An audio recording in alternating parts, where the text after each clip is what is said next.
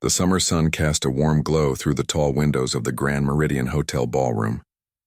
Outside, garden roses bloomed in carefully arranged patterns, creating the perfect backdrop for wedding photos.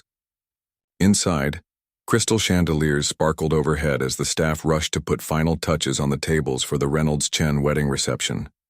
Among the busy hotel workers was May, a waitress in her late 20s who moved with quiet grace between tables, straightening already perfect napkins and aligning silverware with practiced precision.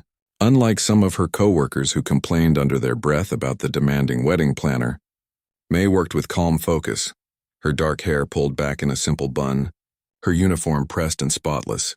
"Tables 4 through 7 need the special champagne flutes," called out Trevor, the event manager, his voice tight with stress. The bride's father specifically requested them. May nodded and headed to the storage room. As she passed the corner of the ballroom, her eyes lingered on the magnificent grand piano positioned near the dance floor. It was a Steinway, polished to perfection, its lid propped open in anticipation of music that would fill the room later. For just a moment, her fingers twitched at her side. "May, we don't have all day," Trevor called, breaking her momentary trance. The hotel had been booked for what the local papers were calling the wedding of the season. Thomas Reynolds, heir to a tech fortune, was marrying Lily Chen, a well-known children's book illustrator. The guest list included business tycoons, minor celebrities, and politicians from across the state. "Did you hear? The pianist canceled," whispered Jade, another waitress, as they arranged champagne flutes on trays in the kitchen. "Food poisoning or something." "Trevor's losing his mind trying to find a replacement." "That's terrible," May replied, glancing through the kitchen doors toward the lonely piano. "Do they have anyone else?" "The wedding planner is making calls, but it's Saturday afternoon. Everyone good is already booked." Jade shrugged, adjusting her bow tie. Maybe they'll just use a playlist instead. As guests began to arrive, May blended into the background the way good service staff did. She offered trays of champagne and delicate appetizers, smiling politely but never engaging too much.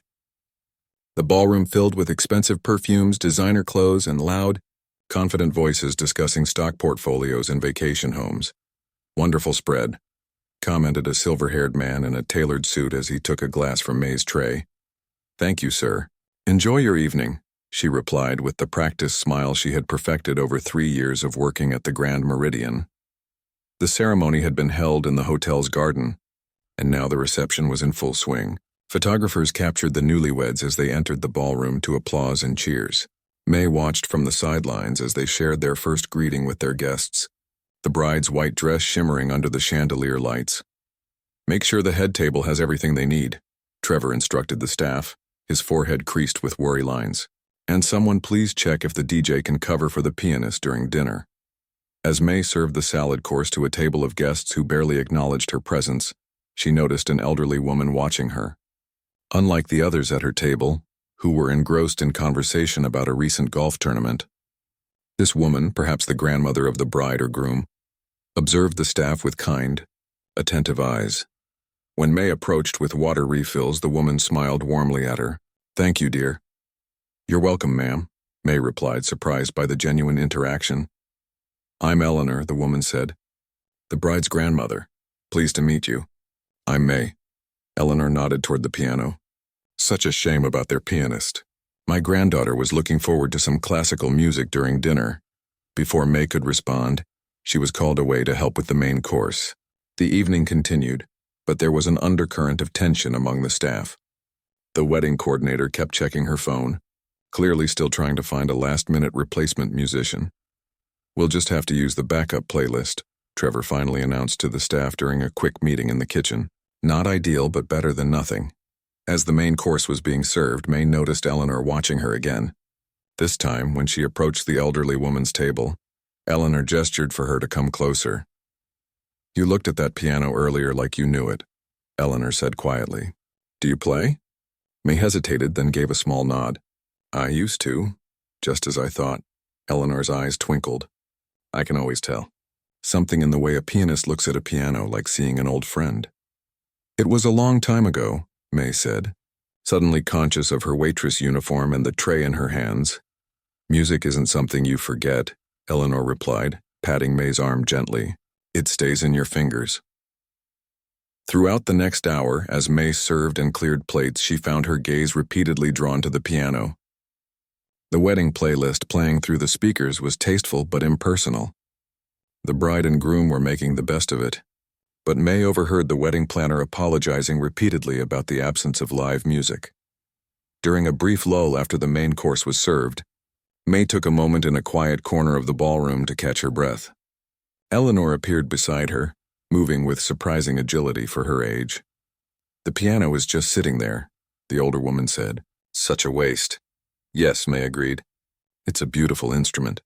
"I spoke with my granddaughter," Eleanor continued. "She said she'd be delighted if someone could play, even for a short while." May's heart began to race. "Oh, but I couldn't possibly—" "Why not?" Eleanor asked simply. "I'm working, and I haven't played properly in years." "Sometimes we need a little push to remember what we love," Eleanor said, her voice gentle but firm. "I'm not asking you to play an entire concert. Just one song, perhaps. During your break?" May looked down at her hands that had once flown across piano keys in concert halls, hands that now carried trays and poured water. "I don't know." "Think about it," Eleanor said, squeezing May's arm before returning to her table. For the next half hour as May worked, her mind was elsewhere. Fragments of melodies she had once known by heart began to surface in her memory. Her fingers itched with a familiar feeling she had almost forgotten. When Trevor announced a short break for part of the wait staff while the guests enjoyed their dessert, May found herself walking slowly toward the piano instead of to the staff room. A few guests glanced her way curiously, probably wondering why a waitress was approaching the expensive instrument. Eleanor caught her eye from across the room and gave an encouraging nod. Heart pounding, May carefully set aside her serving tray on a nearby empty table. She smoothed down her uniform and tucked a loose strand of hair behind her ear. Then, with a deep breath, she sat down on the piano bench. The moment her fingers touched the keys, a hush fell over the nearest tables. May closed her eyes for a second, letting herself remember. Then she began to play. The first notes of Debussy's Clair de Lune floated across the ballroom, delicate and hesitant at first, like a question. May's fingers remembered the path before her mind could catch up, finding the keys with growing confidence as the piece progressed. Around her, conversations paused. The background music from the speakers was quickly turned off. Waiters stopped mid-step, trays in hand.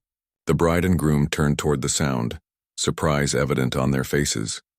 May kept her eyes on her hands, too nervous to look up, but she could feel the room's attention shifting. As the piece grew more complex, her muscle memory took over completely. Her shoulders relaxed, and for the first time that evening, a genuine smile played at her lips. The final notes of the piece lingered in the air, and for a moment there was complete silence in the ballroom. Then someone began to applaud. Others joined in, and suddenly the room filled with the sound of clapping and murmurs of appreciation. When May finally looked up, she saw the bride standing nearby, her eyes wide with wonder. Behind her, the groom was whispering something to the wedding planner, who nodded enthusiastically. Eleanor was beaming from her table, looking like she had just unwrapped the perfect gift. Trevor, the event manager, stood frozen by the kitchen door, his mouth slightly open in shock as he stared at his employee, the quiet waitress who had just transformed the entire atmosphere of the wedding reception with a single piece of music. As the applause continued, May realized that her simple act of playing had changed something. The guests who had looked through her all evening were now seeing her, really seeing her for the first time. And somewhere deep inside, a part of herself that had been dormant for too long was waking up, stretching toward the light like a flower that had forgotten it could bloom. The applause faded slowly as May rose from the piano bench, her cheeks flushed with a mixture of embarrassment and forgotten joy. She smoothed her uniform nervously, unsure what to do with the sudden attention from a room full of people who hadn't noticed her existence just minutes before. "That was absolutely beautiful," said the bride, Lily approaching with genuine wonder in her eyes. "Where did you learn to play like that?" Before May could answer, Trevor appeared at her side, his expression a complicated mix of confusion and concern. "I apologize for the interruption," he said to the bride, his customer service smile firmly in place. "May needs to get back to her duties." "Nonsense," Lily replied, waving away his concern. "Your waitress just saved our reception. Our pianist canceled last minute, and this is—" She gestured toward May. This is exactly what we wanted. Trevor's smile faltered as he looked between the bride and his employee. I'm afraid we're short-staffed as it is. Eleanor joined the small group forming around the piano, linking her arm through her granddaughter's. The young lady has a gift, she said firmly, and I believe my granddaughter was just about to ask if she might continue playing. May looked down at her hands, overwhelmed by the attention. She had spent 3 years at this hotel trying to blend into the background, doing her job quietly and efficiently. Now dozens of eyes were on her, waiting. I haven't played regularly in a long time, she admitted softly. I'm very rusty. That was rusty? The groom, Thomas, laughed in disbelief as he joined his new wife. I'd love to hear what you sound like when you're practiced.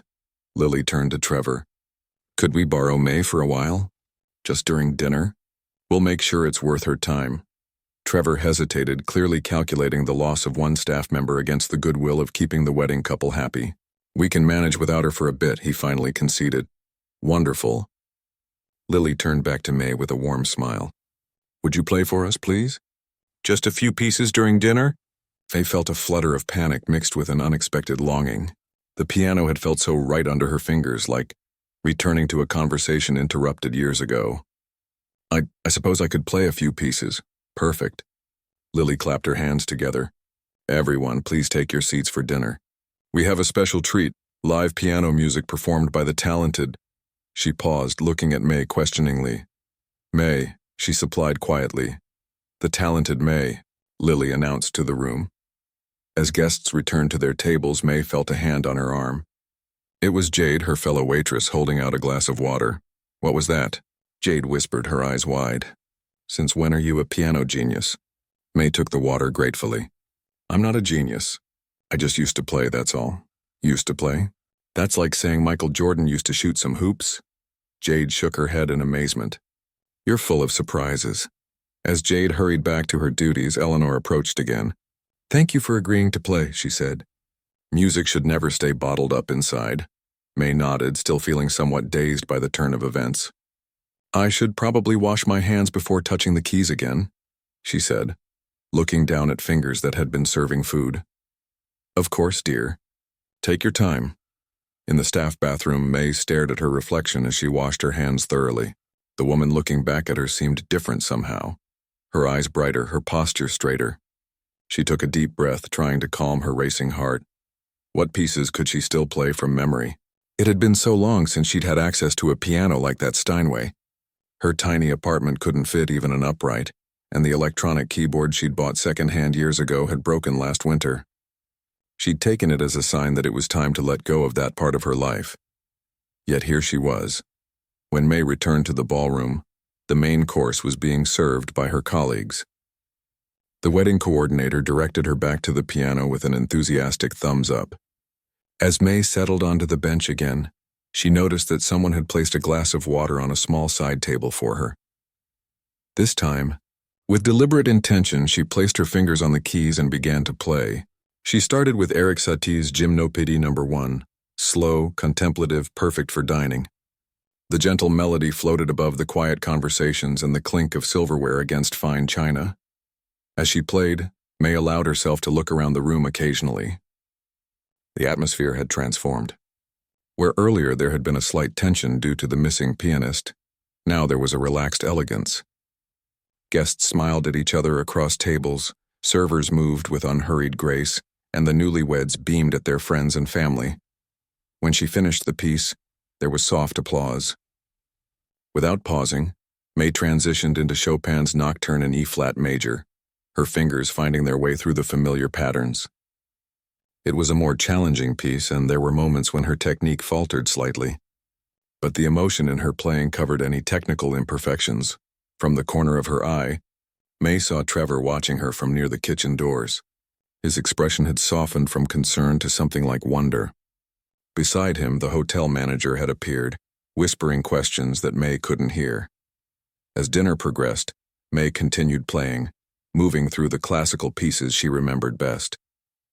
When she reached the end of her mental repertoire, she began to improvise, creating gentle variations on familiar themes. It felt like stretching muscles long unused but not forgotten. During a brief pause between pieces, Eleanor approached with a small plate of food. "You should eat something," she said kindly, placing it on the side table. "Artists need nourishment too." "Thank you," May said, suddenly realizing she was hungry. "That's very thoughtful. I hope you don't mind me asking," Eleanor said, keeping her voice low.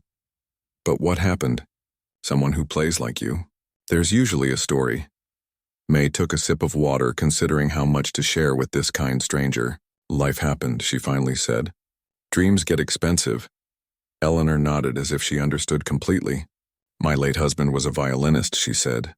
"Not professionally, he was an accountant by day. But music was his soul's language. He always said that talent finds a way back to the surface, like a cork held underwater." Before returning to her table, Eleanor added, "My granddaughter mentioned they're planning to open the dance floor after dinner. Do you know any more contemporary pieces?" May smiled. "A few." As the dinner plates were cleared and guests began to mingle again, May shifted her musical selections. She played a delicate version of a popular ballad that had been on the radio constantly last summer. A few guests looked up in pleased surprise as they recognized the melody in its new elegant form. Encouraged, she continued with more contemporary songs transformed into piano solos. The wedding coordinator hurried over, delighted. "This is perfect," she exclaimed. "Could you play something for the couple's first dance? They were going to use a recording, but this would be so much more special." "What's their song?" May asked. When told the title, she nodded. "I know it. Not perfectly, but I can make it work." The coordinator rushed off to inform the couple, and soon the guests were being directed to form a circle around the dance floor. The bride and groom took their positions, looking toward May with expectant smiles. With a deep breath, May began their chosen love song. She simplified some of the more complex passages, but captured the heart of the melody. As the newlyweds moved across the floor, their eyes locked on each other. May felt a strange mix of emotions, joy at creating this moment for them, pride in her playing, and a bittersweet ache for the path not taken in her own life. When the song ended, the room burst into applause, for the couple, yes, but also for her. Thomas's father announced that the dance floor was now open to everyone, and requested something lively from their pianist.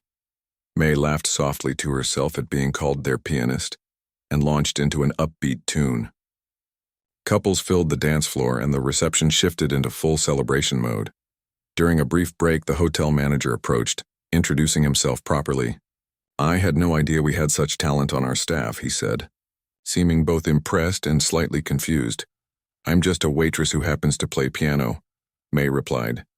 "Well, you've certainly made an impression tonight. The Reynolds-Chen wedding will be talking about this for years." He hesitated, then added, "We host cocktail hours in the lobby lounge on weekends.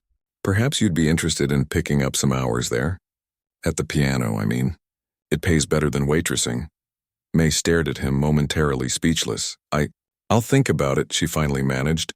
As he walked away, Jade appeared with a fresh glass of water for May. "I overheard," she said with a grin. "Look at you getting promoted on the spot." "It's not a promotion," May protested, but couldn't help smiling. "Call it what you want," Jade shrugged. "But that piano likes you a lot more than serving trays do." As the evening continued, May played on, her confidence growing with each piece. The stiffness in her fingers from years of disuse gradually melted away. The music flowed more freely, and with it, something inside her that had been dammed up for too long. What had started as an impulsive moment encouraged by a kind grandmother was turning into something else entirely, something that felt strangely like a new beginning. The wedding reception was in full swing. May's fingers danced across the piano keys as couples twirled on the dance floor. The initial shock of her transformation from waitress to pianist had faded, replaced by a warm appreciation that filled the room like the music itself. During a brief pause between songs, May flexed her fingers. They were beginning to ache pleasantly, a familiar feeling from long ago when she would practice for hours. A server she recognized from the kitchen staff appeared at her side with another glass of water. "You're the talk of the kitchen," he whispered with a grin. "Nobody can believe it's really you playing like that." May smiled shyly. "Just making the best of a bad situation for the couple." "Well, you've saved the night, and," he leaned closer, "the guests have been asking about you. The tip jar by the bar is filling up." May blinked in surprise. "Tip jar? I didn't put out a tip jar." "Jade did.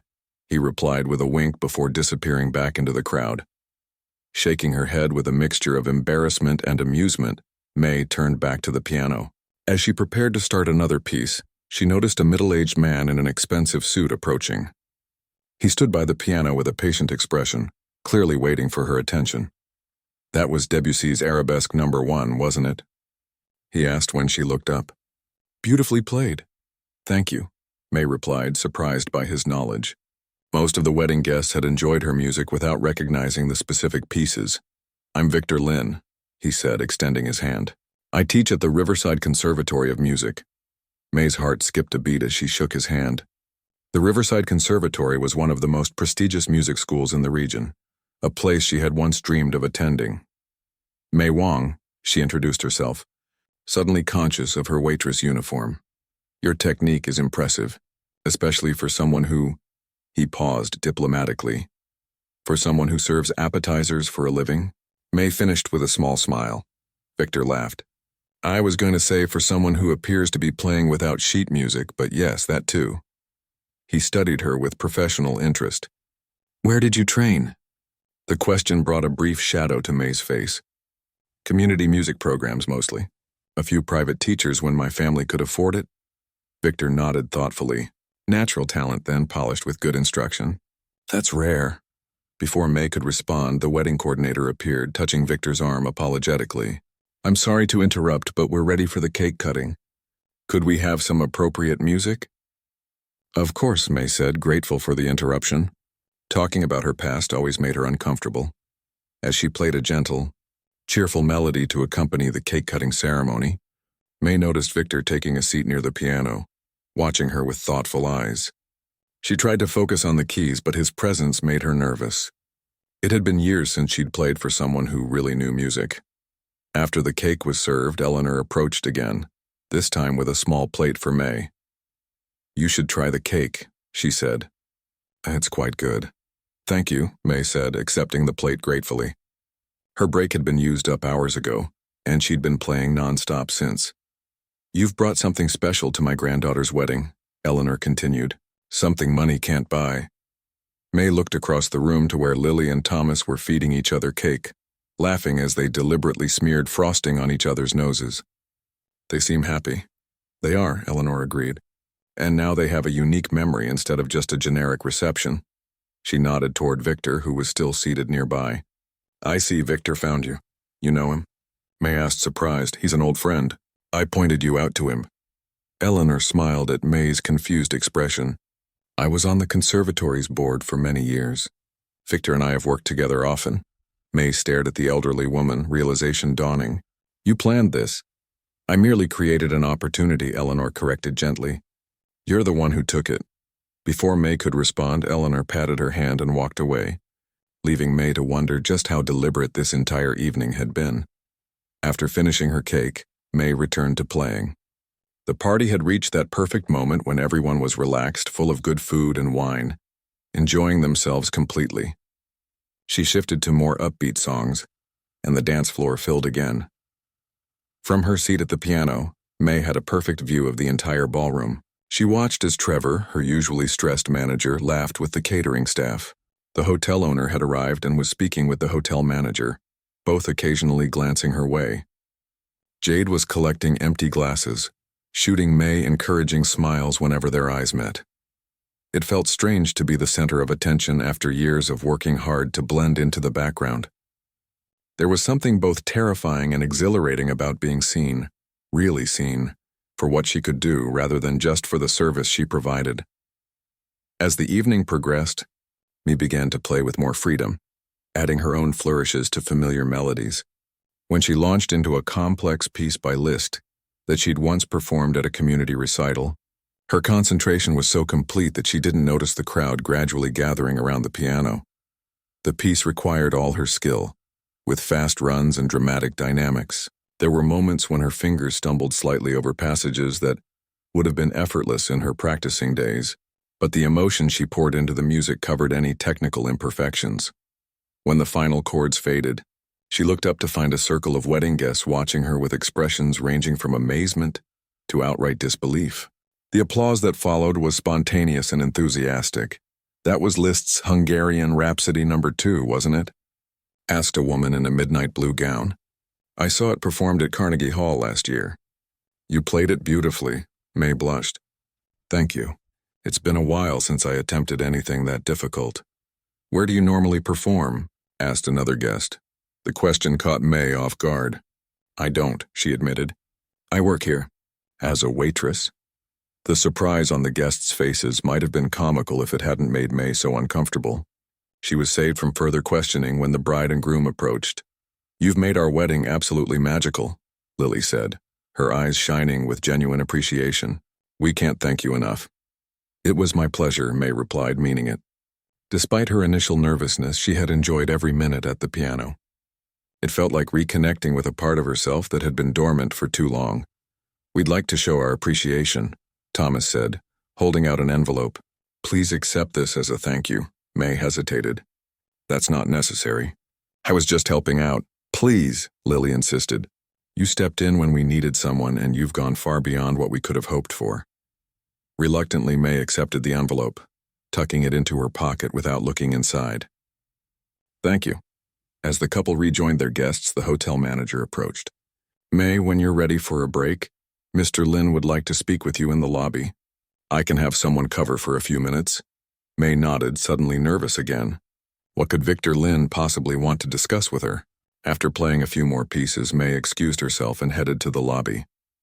Her legs felt stiff after sitting for so long. Victor was waiting on one of the elegant sofas, a small notepad in hand. Thank you for making time, he said as she approached. Please sit. May perched on the edge of the sofa opposite him, still very aware of her waitress uniform in contrast to his tailored suit. I'll get straight to the point, Victor said. Your playing tonight was remarkable, especially considering you haven't performed regularly. With proper practice and guidance, you could be exceptional. May looked down at her hands. Thank you, but the conservatory has a community program for adult musicians, Victor continued. Advanced students who don't fit the traditional undergraduate profile. We provide access to practice rooms, master classes, and performance opportunities. May's heart began to race. I appreciate your interest, but I work full-time. Sometimes more than full-time. Many of our community students work, Victor said. The program is designed to be flexible. He hesitated, then added more gently, May I ask why you stopped playing? With your talent? The question hung in the air between them. May took a deep breath, considering how much to share. My mother got sick during my senior year of high school, she finally said. Medical bills piled up. I had 2 younger brothers who needed looking after. There wasn't time or money for music school. Victor nodded, his expression compassionate without being pitying.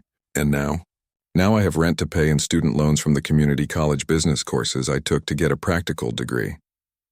May gave a small, self-deprecating smile. Dreams are expensive, like I told Eleanor. They are, Victor agreed. But sometimes there are ways forward that we don't see on our own. He handed her a business card. The fall semester begins in 6 weeks. I'd like you to audition for the community program. If accepted, there's a partial scholarship available for promising students. May looked at the card in her hand, emotions swirling inside her. I haven't seriously practiced in years. My technique is rusty. Technique can be rebuilt, Victor said. What you have, the musicality, the emotion, the understanding of the pieces, that's harder to teach. He stood, extending his hand. Think about it. That's all I ask. As they shook hands, the weight of possibility settled on May's shoulders, both exciting and terrifying. She tucked the card carefully into her pocket alongside the envelope from the bride and groom. When she returned to the ballroom, the reception was beginning to wind down. Older guests were saying their goodbyes while the younger crowd still filled the dance floor. May slipped back to the piano and began to play again, her mind swirling with unexpected possibilities. For the first time in years, she allowed herself to wonder, what if? The wedding reception finally wound down around midnight. As the last guest departed, hotel staff began the familiar routine of clearing tables and breaking down decorations. May's fingers were stiff and slightly sore from hours of playing, but she joined her colleagues in the cleanup, ignoring their surprised looks. You don't have to help, Jade said, taking a stack of plates from May's hands. You're the star of the night. I'm still on the clock, May replied with a small smile. and these tables won't clear themselves. Trevor approached, his clipboard tucked under his arm. May, you can go home. Your shift technically ended 3 hours ago. I don't mind staying to help, she insisted. Trevor shook his head. Go home, get some rest. His usual brisk tone softened slightly. And, nice job tonight. Really impressive. Coming from Trevor, this was high praise indeed. May nodded her thanks and headed to the staff room to collect her things. As she changed out of her uniform, she finally remembered the envelope the bride and groom had given her. Carefully opening it, she gasped at the amount written on the check inside, more than she would make in 2 weeks of full-time work at the hotel. With trembling hands, she tucked the check into her wallet alongside Victor Lin's business card. The weight of both items seemed to burn through the fabric of her bag as she slung it over her shoulder. The night air was cool and refreshing after hours in the crowded ballroom. May's apartment was a 20-minute bus ride from the hotel. But tonight she decided to walk part of the way, needing time to process everything that had happened. The city streets were quiet, with only the occasional car passing by. As she walked, fragments of music still played in her head. Debussy, Chopin, Liszt. Her fingers twitched at her sides, playing invisible keys. It had been so long since she'd felt this particular kind of tiredness, the good exhaustion that came from pouring your heart into music for hours. When May finally reached her apartment building, she climbed the 4 flights of stairs slowly, her legs protesting after the long day. Her tiny studio apartment welcomed her with familiar shadows. She didn't bother turning on the main light, just the small lamp beside her bed as she kicked off her shoes and sank onto the mattress. In the dim light, her gaze fell on the broken electronic keyboard propped against the wall in the corner. She'd been meaning to take it to the dumpster for months, but somehow never got around to it. Now she was glad she hadn't. Despite her exhaustion, sleep didn't come easily. May lay awake, staring at the ceiling, her mind replaying the events of the evening like a movie. The feeling of the Steinway under her fingers, the surprised faces of the guests, Eleanor's knowing smile, Victor Lin's card burning a hole in her wallet. What if? The question followed her into dreams filled with music and possibilities. Morning came too soon, sunlight streaming through the thin curtains. May groaned and rolled over, her body aching in unfamiliar ways. Her hands especially felt strange. Her fingers remembered their workout from the night before. She flexed them experimentally, remembering how some passages of the more difficult pieces had challenged her rusty technique. Her phone buzzed with a text from Jade. "You're famous. Check your email." Confused, May reached for her laptop. Opening her rarely checked personal email, she found several new messages. One from the hotel management asking her to meet with them on Monday. Another from Eleanor, the bride's grandmother, thanking her again for her beautiful playing.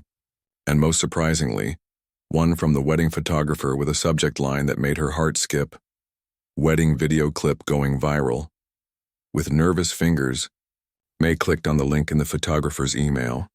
It led to a social media post that already had thousands of views. The short video showed her transformation from waitress to pianist, capturing the moment she first sat down at the piano and began to play, then cutting to the guests' amazed reactions, and finally to her playing more confidently later in the evening. The comment section was filled with surprised and appreciative messages. Wait, she's actually a waitress? I thought this was staged. Get this woman a record deal! The way everyone's jaw dropped when she started playing. This is like a movie moment in real life. May closed the laptop, her heart pounding. She'd never sought attention or fame, quite the opposite. After her mother's illness and the financial struggle that followed, she'd learned to keep her head down, to be practical, to focus on steady work and paying bills. Dreams like music had been carefully packed away, like delicate china too precious for everyday use. Yet now, without trying, she'd become some kind of minor internet sensation. The thought was both thrilling and terrifying. Her phone rang, an unknown number. She hesitated before answering. Hello? May? This is Victor Lin from the conservatory. I hope I'm not calling too early. May sat up straighter. No, it's fine. I'm awake. I've been sent a rather remarkable video from last night, he said, a smile evident in his voice. It seems your playing has attracted quite a bit of attention. So I've just discovered, May replied, still trying to process it herself. I wanted to follow up on our conversation, Victor continued. Have you had a chance to think about the community program? May looked around her small apartment, at the stack of bills on her tiny desk, at the broken keyboard in the corner, at the uniform for her second job hanging on the bathroom door. I have, but I'm still not sure if it's practical for me right now. There was a pause on the other end of the line. May, talent like yours is rare. It deserves to be nurtured, not set aside for practicality's sake. His voice softened. I understand financial constraints better than you might think. My parents were factory workers who couldn't afford piano lessons for me. I practiced on a church piano after school until a teacher took interest and helped me find scholarships. The story touched something in May. How did you know it would work out? Taking that risk? I didn't, Victor admitted. No one ever does. But I knew I would regret not trying. After a moment, he added, the conservatory is hosting an open house next Saturday. No pressure, no commitments. Just come see the facilities, meet some of the community program students, get a feel for what it might be like. May's free hand found its way to the edge of her bed, fingers pressing down as if on piano keys. What time? After making arrangements to attend the open house, May sat in silence for several minutes trying to calm her racing thoughts. The practical part of her brain, the part that had gotten her through the hardest years after her mother's illness, listed all the reasons this was a bad idea. She had steady work, bills to pay, responsibilities. A piano program would take time and energy she couldn't spare. Yet another voice, long silenced but growing stronger since last night, whispered of possibilities. Of joy rediscovered, of a path not taken but perhaps not entirely lost. The buzzing of her phone interrupted her thoughts. This time it was a text from the hotel manager. Need to speak with you ASAP about an opportunity. Please call me today. Curious and slightly anxious, May called the hotel immediately. May, thank you for calling back so quickly, the manager said. I'll get straight to the point. After your performance last night and the subsequent internet attention, we'd like to offer you a position as our lounge pianist 3 nights a week. May nearly dropped the phone. What? The pay would be significantly better than your current position, he continued. And we'd work around your waitressing shifts for the other days if you'd like to keep those hours as well. I don't know what to say, May stammered. Say yes, the manager replied. We've needed live music in the lounge for ages and you're already on our payroll. It's perfect timing, perfect timing. The phrase echoed in May's mind as she thought about Eleanor's knowing smile, Victor's card, and now this unexpected offer. After years of feeling like she was always a step behind in life, suddenly doors were opening all around her. Can I think about it? She asked. It's a big change. Of course. But don't think too long. That video is getting quite a lot of attention, and I'd hate to lose you to another venue. After hanging up, May paced her small apartment, too restless to sit still. Her gaze kept returning to the broken keyboard in the corner. On impulse, she went to it, plugged it in, and pressed the power button even though she knew it wouldn't work. To her shock, a light flickered on the control panel. She pressed a key. Nothing. Another. Still silence. But when she tried a third key, a clear note sounded through the small speakers. It was broken, yes. Many keys still didn't work. But some did. Enough to practice simple passages, perhaps. Enough to start rebuilding her technique before the conservatory open house. A knock at her door startled her. Opening it, she found Jade standing there with 2 coffee cups and a wide grin. I knew you'd be up, Jade said, handing May one of the coffees. How does it feel to be internet famous? May groaned, stepping back to let her friend in. Overwhelming. Well, get used to it. That video has over 50,000 views already. Jade flopped onto May's bed, the only real seating in the tiny apartment. So what happens now? Record deal? Concert tour? America's Got Talent? Very funny, May replied, taking a sip of the coffee. Actually, I might have a job offer. As a pianist at the hotel lounge. Jade squealed with delight. That's perfect. Please tell me you said yes. I asked for time to think about it, May admitted. And there's something else. The Conservatory of Music has invited me to check out their adult education program. Jade's eyes widened. The Riverside Conservatory? That's like super prestigious. I know, May said quietly. It's a lot to take in, so what are you going to do? May looked at the broken keyboard, then at the business card now sitting on her desk, then at the text message still displayed on her phone screen. For years she'd been sleepwalking through life, doing what needed to be done, Focusing on survival rather than dreams, she'd become so good at being practical that she'd almost forgotten how to hope. "I'm not sure yet," she answered honestly. "But I think it's time to find out what might be possible." Through the thin walls of her apartment, the sounds of the city going about its Sunday morning filtered in: car horns, distant conversations, the rumble of the bus passing by. Ordinary sounds from an ordinary day. Yet for May, everything had changed. The music that had lain dormant inside her for so long had found its way out, and now it refused to be silenced again. Whatever came next, whether it was playing in the hotel lounge, studying at the conservatory, or something she couldn't yet imagine, she knew one thing for certain. Her hands remembered the piano and her heart remembered the joy. That was somewhere to begin. 6 months had passed since the wedding that changed everything. The autumn leaves had fallen, winter had come and gone, and now spring flowers brightened the Riverside Conservatory campus as May hurried across the courtyard. Her music bag slung over her shoulder. She was running late for her lesson with Victor, having come straight from her afternoon shift at the hotel lounge. Though her schedule was more hectic than ever, her steps were light as she entered the historic building that had become her second home. The hallways echoed with music. A cello from one practice room, scales from another, a vocal ensemble rehearsing in the distance. May still found it hard to believe that she belonged in this world of dedicated musicians. Yet here she was, student ID card and all. "Sorry I'm late," she said, slightly breathless as she entered Victor's studio. He looked up from his desk with a knowing smile. "The hotel again?" May nodded, unpacking her sheet music. "Big corporate event. They wanted background music during their lunch." "Well, I hope they appreciated what they were hearing," Victor replied, moving to the grand piano in the center of the room. "How are the Chopin etudes coming along?" For the next hour, May worked through the challenging pieces under Victor's watchful guidance. His teaching style was demanding, but kind, pushing her further than she thought possible while acknowledging how far she'd already come. "Your technique has improved remarkably," he noted as she finished the final etude.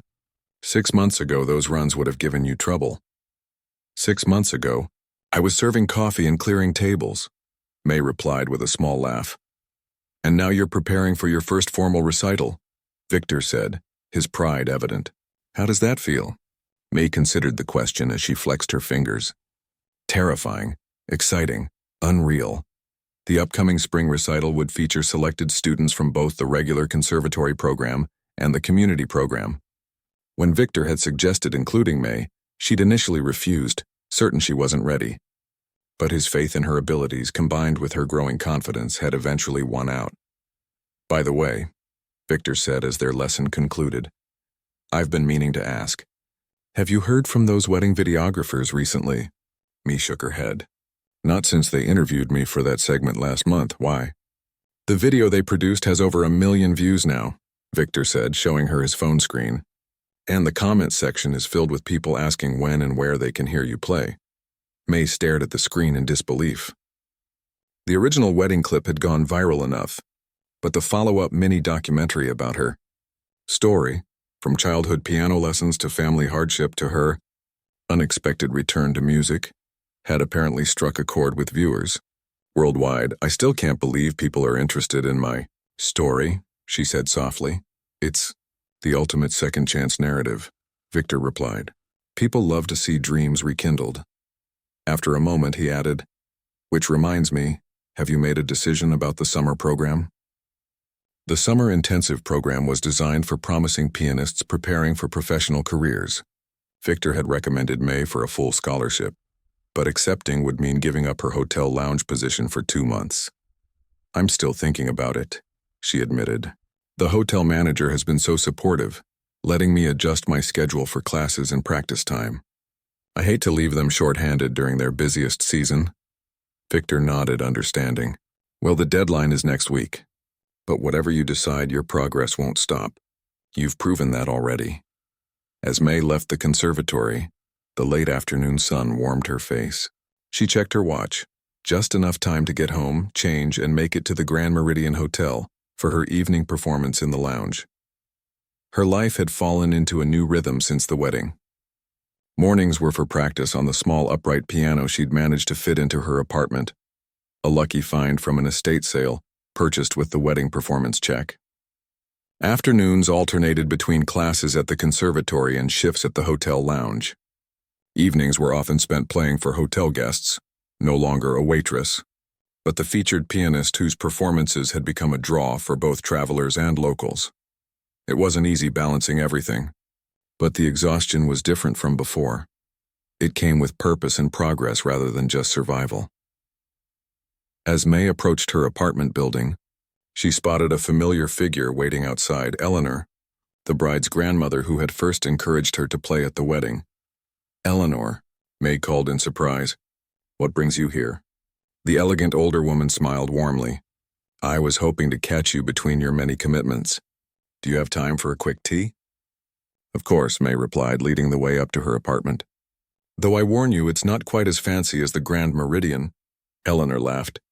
"After raising 3 children in a 2-bedroom house, I'm not easily intimidated by small spaces." Inside the apartment, which May had recently repainted in cheerful yellow, the upright piano dominated the main room. Sheet music was organized neatly on a small desk, and framed photos now brightened the walls, including one of May with Lily and Thomas at their wedding reception, her hand still poised over the piano keys. As May prepared tea in the tiny kitchen area, Eleanor examined the music on the piano stand. "Rachmaninoff, ambitious." "My teacher believes in pushing boundaries," May replied, setting 2 steaming mugs on the coffee table. "Victor always did," Eleanor said with a knowing smile. "He was the same way as a young pianist." They sat together, the conversation flowing easily between them. In the months since the wedding, Eleanor had become something of a mentor to May, checking in on her progress, attending her performances at the hotel, offering encouragement when doubts crept in. "So," Eleanor said after a while, "I have news that might interest you." "The reason for my visit, actually." May raised an eyebrow questioningly. "My granddaughter and her husband are celebrating their 6-month anniversary next weekend. They're having a small dinner party at their home, and they were hoping you might play for their guests." "I'd be honored," May said immediately. "Before you agree too quickly," Eleanor continued, "you should know that one of their guests is Joseph Reed." May nearly spilled her tea. "The symphony director?" Eleanor nodded. "The very same. He saw your video and expressed interest in meeting you." The implications of this connection weren't lost on May. The City Symphony was a respected institution, and Joseph Reed was known for his support of emerging talents. "No pressure?" "Of course," Eleanor added with a twinkle in her eye that suggested she knew exactly how much pressure this represented. May shook her head in amazement. 6 months ago, I was serving champagne at their wedding. Now I'm being invited as a guest to meet the symphony director." "Life has interesting twists," Eleanor agreed. "Sometimes we just need a little push to find our true path." After Eleanor left, May sat at her piano, fingers hovering over the keys. The prospect of playing for Joseph Reed was both exciting and intimidating. She began to practice the Rachmaninoff piece, losing herself in the music as the room darkened around her. A text alert broke her concentration, a reminder that she needed to leave for her hotel performance soon. As she changed into the simple black dress that had replaced her waitress uniform, May thought about how different her life had become. The hotel lounge was busy that evening. Regular patrons nodded in recognition as May took her place at the grand piano in the corner, the same model Steinway she had played at the wedding. Before beginning, she spotted a familiar face at a table near the window. Jade waved enthusiastically, pointing to the group she was serving. It was a small wedding party, May realized. Not the main reception, just the rehearsal dinner, perhaps. The bride-to-be looked nervous but happy, stealing glances at her fiancé as their families chatted around them. May smiled to herself as she began to play, starting with the same Debussy piece that had begun her own journey 6 months earlier. From the corner of her eye, she saw the hotel manager watching from the doorway, nodding in approval. He had taken a chance on her, transforming her role from waitress to performer, and the lounge's popularity had grown as a result. As the evening progressed, May moved through her repertoire, classical pieces interspersed with more contemporary songs, arranged to showcase the piano's rich tones. During a brief break, Jade stopped by the piano. "The bride asked if you take requests," she whispered. Depends on the request, May replied with a smile. It's that ballad that was popular last summer, the one you played at the Reynolds-Chen wedding. May nodded. I remember it. When she returned to the piano, she caught the bride's eye and began playing the requested song. The young woman's face lit up with delight, and she squeezed her fiancé's hand across the table. In that moment, May felt a circle completing itself, from waitress to pianist, from observer to participant, from someone who had set aside her dreams to someone who was living them again. The journey wasn't over. The summer program decision still loomed. The recital approached, and the meeting with Joseph Reed represented yet another possible path forward. But the direction was clear now, even if the destination wasn't fully defined. Later that night, after the lounge had emptied and the hotel grew quiet, May remained at the piano playing softly for herself alone. The night manager knew to give her this time, the hotel's small gift to the waitress-turned-pianist who had brought music back into the building and, in doing so, had rediscovered her own voice. Tomorrow would bring more practice, more classes, more decisions to make. The path ahead would require hard work and sacrifice. There would be moments of doubt and fatigue. But as her fingers moved across the keys in the quiet lounge, May knew with certainty that this was where she belonged. Not just at this piano, but in this life where music was no longer a memory or a regret, but a living, growing part of who she was and who she might yet become. The wedding that had changed everything had simply been the first chord in a composition that was still being written, note by note, day by day, and it was beautiful.